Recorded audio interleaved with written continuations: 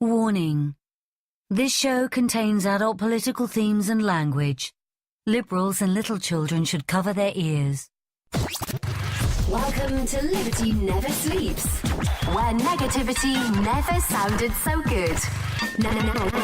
Now here's your host, Thomas Purcell. A lot of people, well, instead of living on the skinny, like sneaking candy in, just won't go. Right. They're not going to invest 100, 150 money in a movie like The Intern, which was an enjoyable movie. They'll wait for it to come out on video. Right. And they can sit at home, and because they're paying Netflix, right, to them, the $9.99 a month or whatever you pay, that's a free movie, right? To them, it's like, well, this is just what we pay for a movie, $9. $9 a month is a hell of a lot better than spending $150 every month to take the family out to the movies. People no longer have disposable income. They just don't. And the reality is what we're seeing in the economy. Things like movies and dinner out and stuff like that. People aren't doing it as much anymore. There's always a certain percentage that'll do it no matter what, that have a few bucks extra. But by and large, I remember 10, 15 years ago, this is before pre-Obama, before the crash in 2007, restaurants were packed every day. I remember when we first moved to Arizona here in 1995, until about 2000, 2001, until the 9/11 hit, a little restaurant called P.F. Chang's had 3-hour waits. Back when there was so much money in the economy. People were spending money as fast as they could spend it. You and I talked about this on the show. Mattresses, clothing, furniture. You couldn't spend it fast enough because it was coming in every day and people thought it never would end. But it ended mostly with the housing crisis and then, of course, followed up with Obamonomics. Nobody has any disposable income. I don't even have the disposable income that I had 15 years ago. It's ridiculous. I now have to think about certain purchases, about TVs and things like that. We've postponed putting a pool in this house. We wanted to when we moved in. And we just said, the economy's not probably good a good move anyway. It's come to that point that people now no longer have disposable income. Malls are empty. People are buying only the cheapest thing they can buy. That's why Walmart is so busy and Neiman Marcus isn't. Right. It's not the 1% of this country.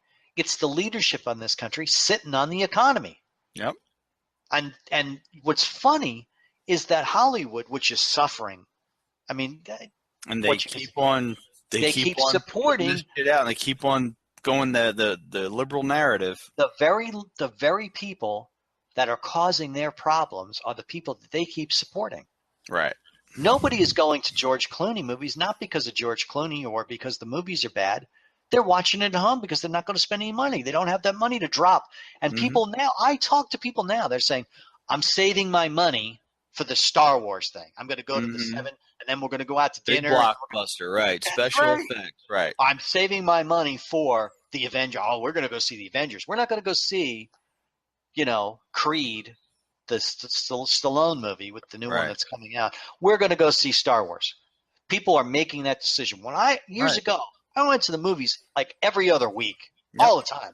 A movie ticket meant nothing. It was like, oh, yeah, let's go to the movies now. Oh, nothing to do. Let's go to the movie in the middle of the week. Not anymore. Now it's an event. And the movie prices, I don't think, are unreasonable. People complain that $10, $15 over a ticket is unreasonable. Not when you think about it. Not when you think about what they're delivering, about the expense of the movies to make for whatever reason. And let's face it, a lot of the expense in movies is because of government too. Government restrictions about where you can film, why, taxation on the entertainment industry. The other day I was talking with somebody, a leader here in the Arizona, and he was saying, well, we need to put this tax break in Arizona's economy to encourage the entertainment industry to come here and film here. Why? Why do we need to provide Hollywood tax break and not some other industry? Your taxes are too high. Store. Right. Right. Your taxes are too high. That's the problem. The problem is not that we don't have a tax break. The problem is the taxes are too high. There's all kinds of people think, well, because my income tax hasn't changed, that it doesn't affect me. It sure as hell does. They have corporate taxes, trade taxes, industry taxes, EPA involvement. Government. I mean, you can't do anything in California without the EPA approval. This is what America has come to, an overregulated, overburdened society where the dollar isn't value anymore because they're printing money fast as they can print it. Restore a balanced budget. You know, we talked about earlier. Budget. We talked about in this show about the $45 million gas station.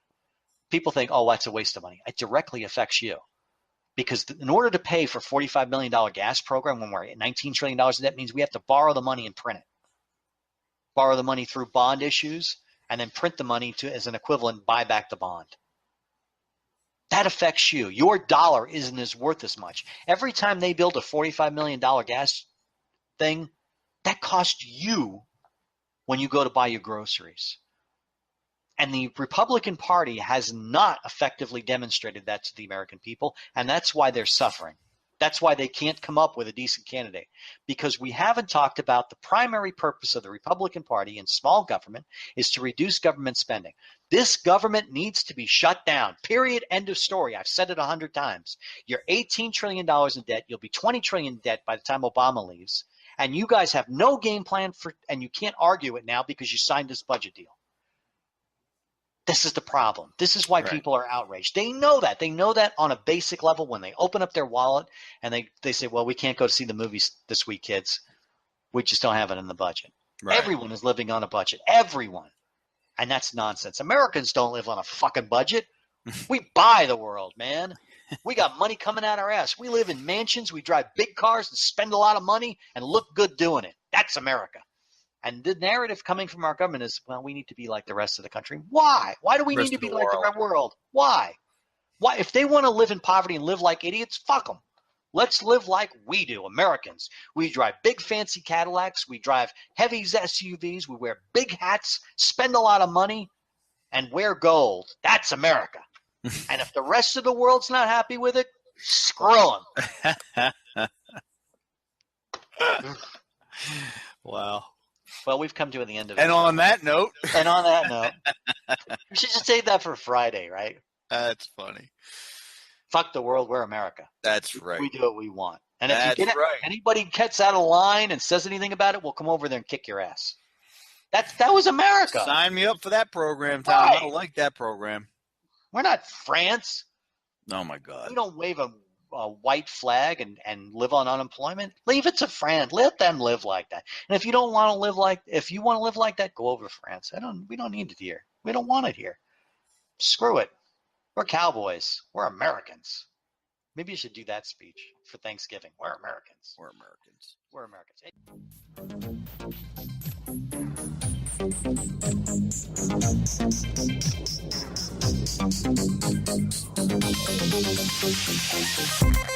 Hey.